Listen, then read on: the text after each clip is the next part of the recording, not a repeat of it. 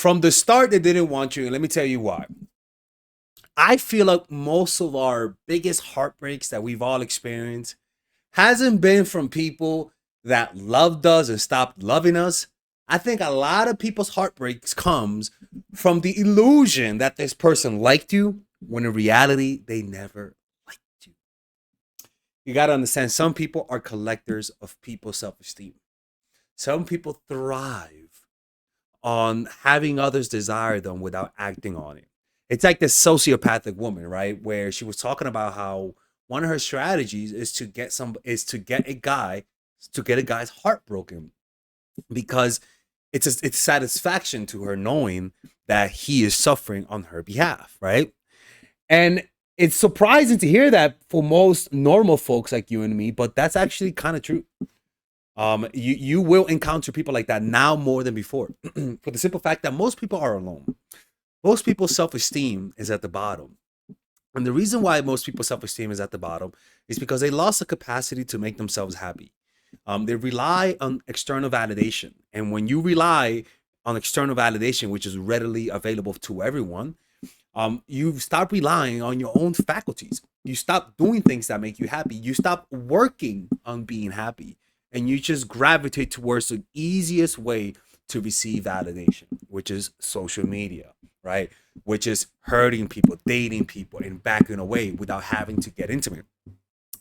And this, because the truth is that when the more you are online, the less control you have over your emotions. In fact, it increases self-image problems. So the way social media destroys your self-esteem and the dating apps is that you stop relying on yourself to be happy, because all you got to do is just pick up your phone and doom scroll. And my definition of self-esteem isn't that you think positively of yourself. That's not self-esteem. My definition of self-esteem is that when you feel low, your body brings you back up to a normal state of mind. When you feel too high, which is grandiosity, or even the high you feel off of playing people, you come down to a normal, meaning you don't get too high, you don't get too low. That's healthy self-esteem. And we've lost that capacity. The way you regain that is not through trying to do that. It's literally it's literally removing those things that causes you to rely on it. Weaning off yourself from validation on the outside. That's why silent retreats are so good. It teaches you to go back to the old ways and learning how to radiate happiness from awareness of sensation, but we're not going to talk about that. So these people hurt you because you thought you had them. You thought they liked you. They sounded enthusiastic. They set up a date, but then they just canceled last minute. And you're like, rather than saying what's wrong with them, you say what's wrong with me. Rather than saying why are they so weird, you say, why am I not lovable? And these things accumulate over your lifetime, now more than before. And you're left with an overall sense of bitterness because these things keep happening. You think it's only you. Well, the problem is that most of your friends don't tell you what's happening. It's also happening to them. They just don't tell you because it's embarrassing. That's why. They don't tell you because it's embarrassing to tell other people about their failures in dating. And you're left out alone, right? Everyone only brings up their success.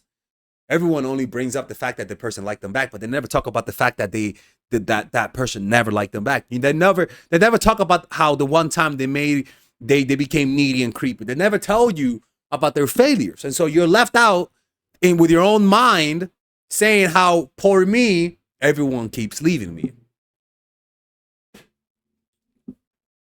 Which is not the truth.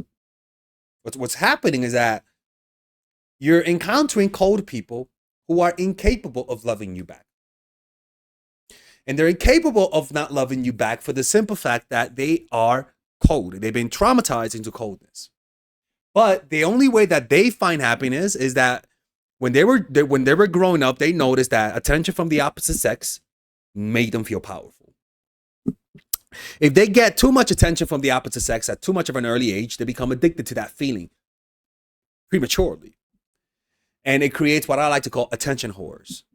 men and women. People who only want to tease people but never truly do anything with them. And the sad thing is a lot of these people are really attractive. Well, it's because it's the attractive people that get that high. You know, one of the side effects of that high is grandiosity, is a dehumanization of others below you in the look scales, is a dehumanization of people, and you develop a narcissism as a result of your of the attention that you've gained without having to work on anything. You develop entitlement, right? You begin to be entitled, and it's enough for you to be in my presence because I am so good looking. But that's the thing, people. This is usually the really good looking ones, the ones that look eccentric, right? For the guys, it's a guy with the money, with the power, that travels. But with the women, is the woman that dresses sexy and she just shows her body and she looks like such a free spirit and so open minded, and she's like one of the guys. She'll fix your car and fuck you later. And these are the ones that attract the hopeless romantic, the ones that want to fix you, the ones with a lot of heart, but also the ones that whose desire to fix you is really a reflection of their own narcissism, right? Look, man, it's hard to identify these people, but you see it by their patterns, man. Remember, man, like a lot of the times, you know, you have to be sure of yourself. You didn't do nothing wrong. If you didn't over pursue, and they're the type of person to want to date you or want a relationship with you, and then just out of nowhere they disappear, you didn't do nothing wrong. Like, it's not your fault.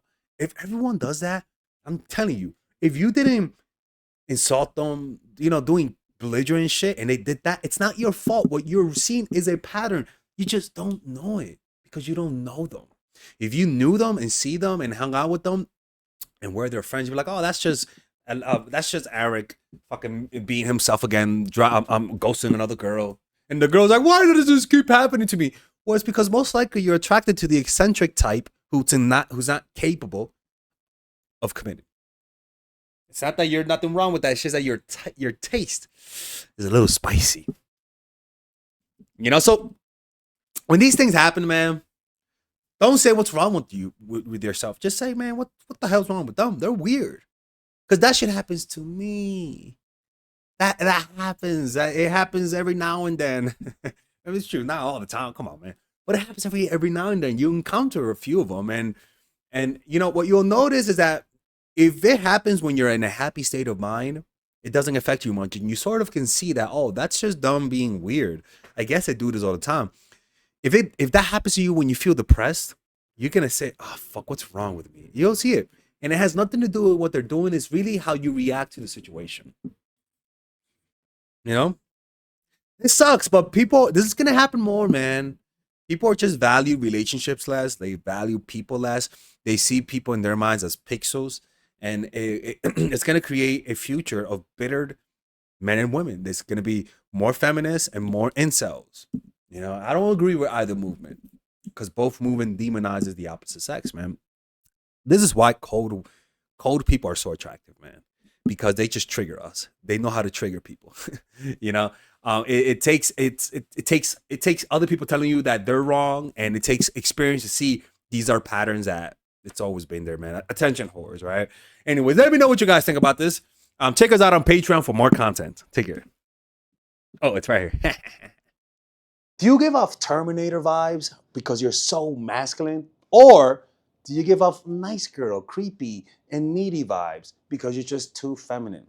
The problem is that both sides suffer greatly in their business life, relationships life, and friendships with family and friends. And if you don't know how to fix that, you will repeat the same pattern your whole life and never escape. Well, guess what? I have a course for you, and it's called The Feminine Woman. It's pretty much a course on how to increase your self-esteem through practical means, not through giving you guys affirmation and wishing that you stop being terminators or you stop being needy and creepy goldfish. No, I'll give you practical things that by you doing this, if you're too masculine, I swear, people will say there's something in you. You look more relaxed. You're just more comforting. You become more emotionally open because I teach you guys those strategies. It's a 5-week course.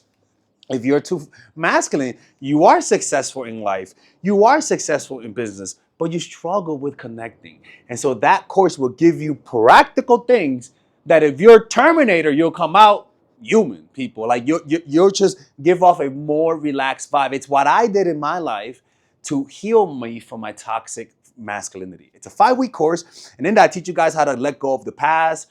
I teach you guys how to use your feminine energy to influence without being too sexual, which might sabotage you. I'll teach you guys how to use the masculine to be assertive without scaring people off, because sometimes it could be too much. It's a course that balances those things out. Okay, so if you go Bronx mode, if you're too Beverly Hills mode, I'll teach you guys how to go Bronx mode, or better yet, South Side of Chicago type of shit. Well, now you're just a serial killer right there, right? And with this course has a 30-day money back guarantee, and if you purchase it, you guys also get access to my to the Zoom meditation group where we both meditate, or we all meditate on a weekly basis, and you guys get access to the WhatsApp group.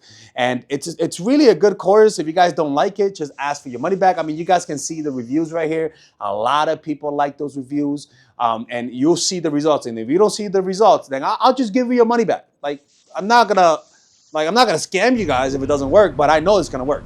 So you do that now. Don't end up like Frida Kahlo. All right? Don't do that shit. Y'all just think you guys can break my rules and tell people you watch my channel. You can't do that, okay? So purchase that right now. It's a lifetime. You get lifetime access to that course, and I'll see you guys inside. Take care. Let's continue with the video.